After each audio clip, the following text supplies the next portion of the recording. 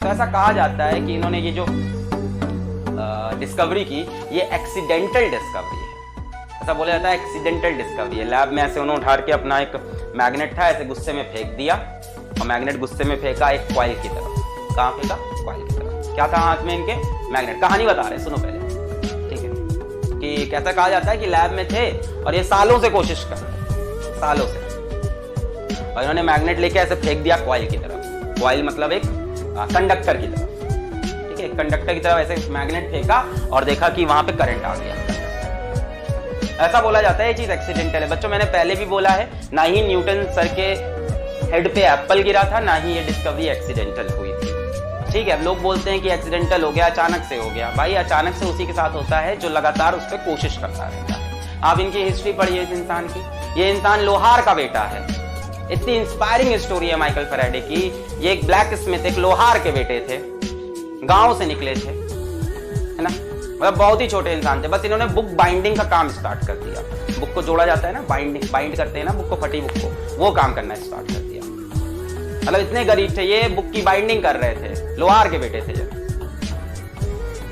अब बुक की बाइंडिंग करते करते बुक से इनको प्यार हो गया। जब उनको बुक से प्यार हो गया तो उस टाइम का एक बहुत ही फेमस केमिस्ट था डेवी करके, बहुत फेमस कर। ये कहानी चल रही है 1790s की, 1790 की कहानी है ये सब, ठीक है। ये डिस्कवरी इन्होंने 1830 के आसपास की है, बहुत पुरानी डिस्कवरी। तो इन्होंने बुक का इनको शौक हो गया, ठीक है। बुक बाइंड करते थे, इन्होंने बुक पढ़ना स्टार्ट किया और इन्होंने अपना करीब 250-300 पेज का एक पूरा आर्टिकल लिखा इसी चीज पे, है ना, इसी चीज के बारे में, इलेक्ट्रोमैग्नेटिक थ्योरी के बारे में, केमिस्ट्री, बेसिकली केमिस्ट्री के बारे में लिखा था, क्योंकि जो हमारे डेवी साइंटिस्ट थे वो केमिस्ट थे, तो इसके बारे में भी लिखा था। और बेसिकली केमिस्ट्री के लिए उनको इंप्रेस करने के लिए पूरा केमिस्ट्री पे इन्होंने, भाई ये पहले केमिस्ट थे, इनकी कहानी भी अलग है, केमिस्ट्री से फिजिक्स में स्विच की है।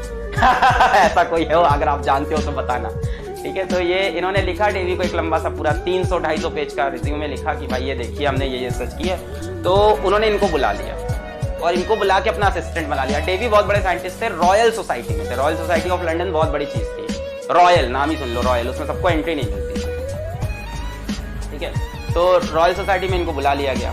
अब ऐसी बात है, लोहार का बेटा रॉयल सोसाइटी पहुंच गया, बहुत बड़ी बात। तो वहां पे जाके इन्होंने केमिस्ट्री में बहुत रिसर्च की, ठीक है। इनके नाम से कांस्टेंट भी था, 1 faraday is equals to 1 faraday is equals. मैं बोल रहा हूं ना, कोई डिस्कवरी है, ये सब ना, ये सब नूब्स लोग, तुम्हारी लैंग्वेज में तुम लोग नूब्स बोलते हो ना, नूब्स लोग ये सब चीजें बोलते हैं जिनको पढ़ाई का कोई नॉलेज नहीं होता।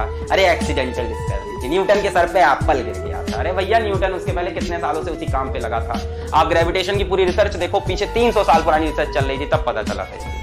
हाँ, 96500 कूलम, 1 फैराडे इन्हीं के नाम से कांस्टेंट। तो ये इंसान फेमस होते गए, ठीक है। इनको एक लैब दे दी गई है, देवी ने इनको एक पूरी एक लैब दे दी कि अपनी लैब लो, तुम भाई बड़े बड़े साइंटिस्ट बन सकते हो, ठीक है। अब देख रहे हो एक इंसान ऐसा है जो लोहार का बेटा इतना बड़ा साइंटिस्ट बन गया है, इसके नाम से कांस्टेंट हो गया।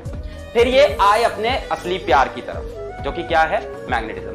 ऐसी कहानियां हैं कि इनके जेब में हमेशा एक रिंग थी, जिस रिंग पे प्राइमरी कॉइल और सेकेंडरी कॉइल लिपटे हुए थे। ये स्टोरीज हैं।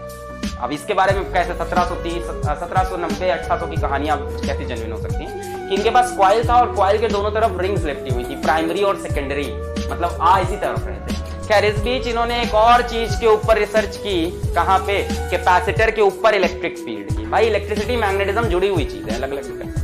फिर इनके नाम से एक और यूनिट पड़ गई जो तुमने इस साल पढ़ी। कौन सी unit? What is the unit of capacitance? What is the unit of capacitance? अब यहाँ बच्चों को इंटरेस्ट है शादी हुई कि नहीं इनकी। अरे मर जाओ तुम लोग, आ गए, इनकी शादी हुई कि नहीं, गर्लफ्रेंड थी कि नहीं इनकी।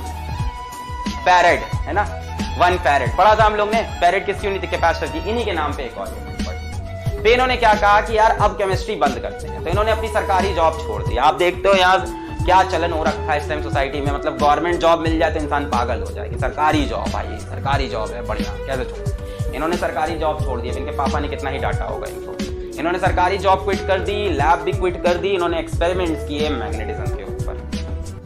13 साल के एक्सपेरिमेंट के बाद इन्होंने ये ब्रेक थ्रू लाया कि अगर magnetic flux through a coil change होता है तो इंड्यूस्ड ईएमएफ प्रोड्यूस होता है। ये इनकी फाइनल रिपोर्ट। अभी कोई करंट इस तरह से बनाने का सोचा ही नहीं। ये उस जमाने की बात है जब करंट बैटरी से बनाया जाता था, केमिकल एनर्जी से। ये इन्होंने मैकेनिकल एनर्जी से करंट बना दिया। बहुत बड़ी रिसर्च। कैसे किया वो देखते हैं। कहा जाता है कि भाई ये एक्सीडेंट है। बोलो ये एक्सीडेंट हो सकता है? ये एक्सीडेंट होगा। ऐसा इंसान एक्सीडेंट करेगा?